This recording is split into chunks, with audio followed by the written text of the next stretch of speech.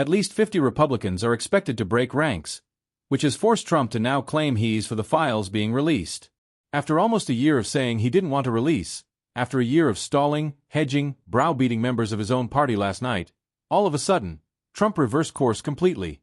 He wrote, as I said on Friday night to the fake news media, House Republicans should vote to release the Epstein files because we have nothing to hide. Laughter. We have nothing to hide. I have some bad news. There's no we. It's just you, bro. There's something very satisfying about seeing a bully get exactly what's coming to him.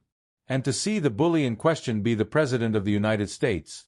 The receptacle of the beat down the result of a late-night comedian with nothing but humor, fact, and an audience hanging on his every word. Is to see more than just a satisfying spectacle. It is to see resistance. Jimmy Kimmel has been engaging in the most destructive, the most dogged, the most unrelenting attack on Donald Trump that has ever occurred on the late-night television circuit. And while Trump's House Speaker, Mike Johnson, has been stumbling from one government shutdown to the next, proving once and for all that the Republicans are incapable of governing, even with complete control, Jimmy Kimmel has laid bare the entirety of the problem. This is the story about Jimmy Kimmel taking down Donald Trump on live television. While the incompetence of the Trump administration has played out in real time, before we continue with Jimmy Kimmel's recent streak of dominating political opponents on live television, make sure to hit that subscribe button. Clears throat. We are covering the stories that the corporate media is afraid to tell. Stories about accountability and resistance. Files related to a man who considered himself to be Trump's closest friend for more than a decade. The late sex criminal Jeffrey Epstein. The vote in Congress went 427-1. This one he's going to have to sign, or at least he says he's going to sign it. Speaker Mike Johnson, who shut most of Washington down for like 2 months to try to avoid this, very much wanted to amend the bill to allow them to redact names to protect the innocent. His fellow Republican Majority Leader in the Senate rejected that idea, which was very upsetting to the Speaker of the House. November 2024, the U.S. House of Representatives has just voted 427-1 to pass a measure that forces the Department of Justice to release documents involving Jeffrey Epstein, the convicted sex offender who took his own life in prison under mysterious circumstances. This was one of the closest votes in congressional history. Republicans and Democrats finally saw eye to eye on an issue. The American people have a right to know what's in those documents, and all of us watching understood exactly what Trump was trying to do. We are carefully following the path of Hurricane Epstein right now. It is a Category 5. It's expected to make landfall sometime very soon. We are now one step closer to answering the question, what did the president know and how old were these women when he knew it? Yesterday, both the House and Senate voted to release the long-withheld files related to a man who considered himself to be Trump's closest friend. The monologue for that evening was kicked off by a weather report. We are watching carefully at home tonight, Kimmel told his audience.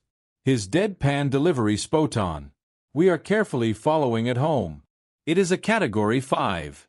It is expected to make landfall at some point shortly. The crowd exploded because they knew what Kimmel was getting at.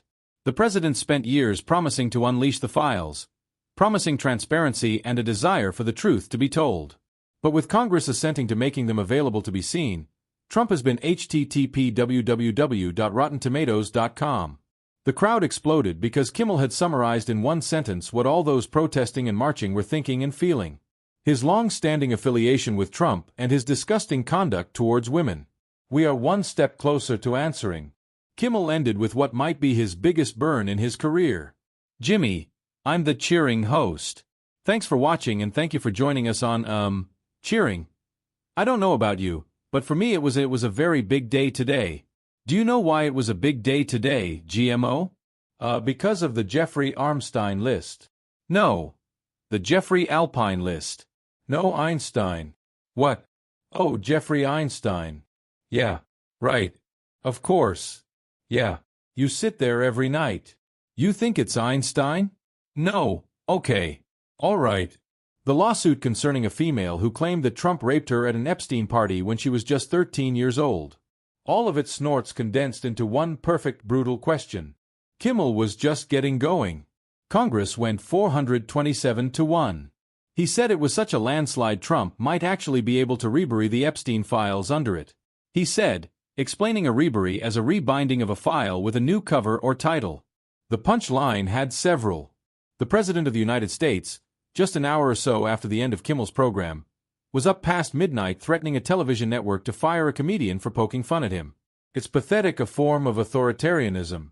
Kimmel had struck a raw and exposed nerve, one so sensitive that the president could not let the morning come before acting.